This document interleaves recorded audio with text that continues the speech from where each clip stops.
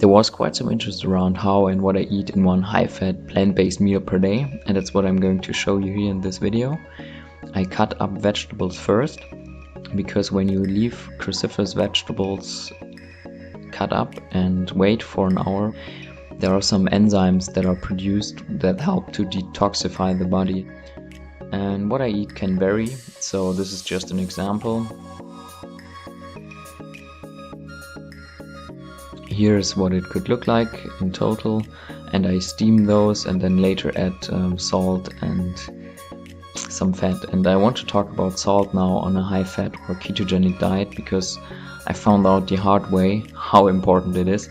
It is really important, because the first time I was just sprinkling a little bit over just to taste and didn't really measure it, but the recommendation on a ketogenic diet is to get 4,000 milligrams of sodium, which is equal to 10 grams of salt. And here's what it looks like. Without that, I got really bad muscle twitches all over my body, and I was really concerned and they wouldn't go away.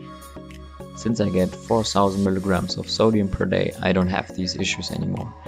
And the first part of my meal is usually a smoothie, and the first ingredient I add is ginger, because it helps digest the protein, and I want this first smoothie to be digested quick and easily, to get amino acids quickly in my body, so that I can recover from the workout I usually do before the meal. Here's some soy milk, and then I add different powders which I have, sometimes also spinach or kale. This is some spirulina and some pea protein, some cinnamon, and sometimes I add also cocoa powder. And then the finished product is what this looks like, dark green smoothie. I added some sweetener to this smoothie, and so it tastes really good. The main meal is the vegetables I cut up earlier with a lot of different nuts. This is some hazelnuts and some poppy seeds.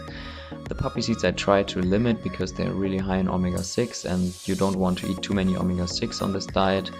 And then this brown is some ground flaxseed. I really have to make sure to get enough omega-3 to balance out the omega-6. And then I take this or the ground nuts and soak them for a while to turn them into a kind of paste. And I also add some of the salt I measured earlier to this, and this turns into some kind of sauce for the vegetables later. And the biggest part of my calories actually come from peanuts.